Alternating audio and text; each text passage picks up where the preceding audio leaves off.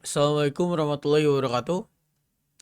Di sini saya dan teman saya yaitu Dara Sofwan Darmawan dan saya sendiri dan Saman Darmawan dengan tim tertera akan mempresentasikan tentang tugas untuk UAS deep learning tentang algoritma artificial neural network atau yang bisa kita sebut ANN. Di sini ada latar belakang dulu ANN, di mana ANN itu perkembangan kecerdasan buatan atau artificial intelligence yang semakin pesat. Terus ada banyak masalah kompleks sudah diselesaikan dengan algoritma tradisional. Artificial neural network juga terinspirasi dari cara kerja otak manusia. Dan ANN menjadi dasar dari teknologi deep learning. Sebelum masuk di pengertian artificial neural network, apa sih ANN itu? ANN itu artificial neural network atau yang bisa kita sebut ANN adalah salah satu metode dalam kecerdasan buatan yang cara kerjanya terinspirasi dari otak manusia. Di dalam otak itu, manusia memiliki banyak neuron yang saling terhubung dan bekerja sama untuk memproses informasi. Terus ANN juga meniru konsep tersebut dalam bentuk program komputer agar komputer bisa belajar dari data dan mengenali pola. Jadi simpelnya ANN itu digunakan ketika kita ingin komputer itu belajar, bukan jalanin perintah doang. Dan ini tuh terinspirasi dari jaringan saraf biologis pada manusia dan terdiri dari neuron buatan yang saling terhubung. Digunakan untuk klasifikasi, prediksi, dan pengenalan pola. Lanjut. Di sini ada inspirasi biologis juga dari ANN, yaitu otak manusia yang memiliki neuron. Dan karena neuron itu menerima sinyal, lalu diproses, lalu mengirim sinyal. ANN juga meniru proses tersebut dalam bentuk matematika. Setiap koneksi memiliki bobot atau bisa kita sebut weight. Lanjut, sebelum ke sini, yaitu mengapa sih ANN itu penting? Pada banyak kasus seperti pengenalan wajah atau suara, aturan manual sangat sulit dibuat. ANN menjadi solusi karena mampu belajar langsung dari data contoh. Semakin banyak data yang digunakan, semakin baik kemampuan ANN dalam menghasilkan keputusan yang mendekati benar. Di sini ada struktur dasar ANN, yaitu ANN terdiri dari 3 lapisan utama.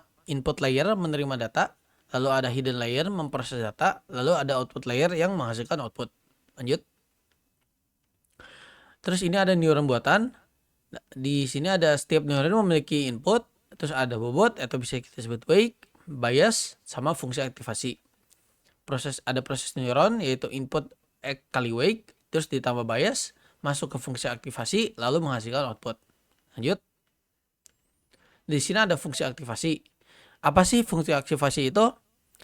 Ya kalau di analogi simpelnya kayak saklar lampu. Jadi kalau penjelasannya tuh input kecil sama dengan lampu mati. Input cukup besar sama dengan lampunya nyala. Dan fungsi aktivasi itu menentukan nyala atau tidak. Jadi sepertinya kayak fungsi aktivasi itu menentukan apakah neuron akan aktif atau tidak seperti saklar lampu. Dan di sini ada contoh fungsi aktivasi. Sigmoid yaitu output 0 atau sampai 1. Real U itu ada fungsi paling sering digunakan. Terus ada TANT output min 1 sampai 1. Terus ada softmax klasifikasi multiclass. Oke, lanjut teman saya. Oke, baik. Slide selanjutnya akan saya jelaskan. Jadi di slide selanjutnya itu ada cara kerja ANN atau training. Yang pertama, data dimasukkan ke input layer. Yang kedua, data diproses di hidden layer. Yang ketiga, output dihasilkan. Yang keempat, output dibandingkan dengan target. Dan yang kelima, error dihitung. Dan yang keenam, bobot diperbaiki atau backpropagation. Jadi di sini tuh proses training dimulai dengan memasukkan data ke ANN. Setelah output dihasilkan, hasil tersebut dibandingkan dengan target yang benar untuk mengetahui kesalahan atau error. Jadi analoginya itu seperti siswa yang mengerjakan soal lalu dicek jawabannya. Lanjut ke backpropagation. Metode pembelajaran pada ANN menghitung kesalahan error dari output. Error disebarkan kembali ke layer sebelumnya, bobot diperbarui untuk menemukan error. Jadi backpropagation ini yaitu adalah metode untuk memperbaiki bobot berdasarkan error yang terjadi. Error disebarkan kembali ke layer sebelumnya agar ANN bisa belajar dan memperbaiki hasilnya. Lanjut ada kelebihan ANN, mampu menangani data kompleks, bisa belajar dari data, tahan terhadap noise, cocok untuk masalah nonlinear.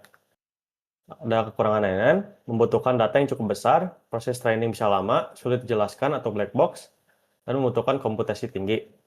Contoh penerapan ANN. Di sini ada pengenalan wajah, speech recognition, prediksi harga saham, diagnosis medis, dan sistem rekomendasi. ANN banyak digunakan dalam kehidupan sehari-hari seperti Face ID, pengenalan suara, sistem rekomendasi, hingga diagnosis medis. Lanjut ada ANN versus Deep Learning. Yang pertama ANN. hidden layernya sedikit, data kecil menengah, kompetensi ringan. Sedangkan deep learning, hidden layer banyak, data besar, dan kompetensi berat. Jadi kesimpulannya adalah ANN adalah dasar dari deep learning, terinspirasi dari sistem saraf manusia, digunakan untuk berbagai masalah AI, sangat penting dalam perkembangan teknologi modern. Sekian, terima kasih.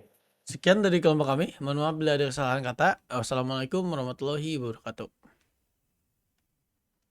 Sip, guys.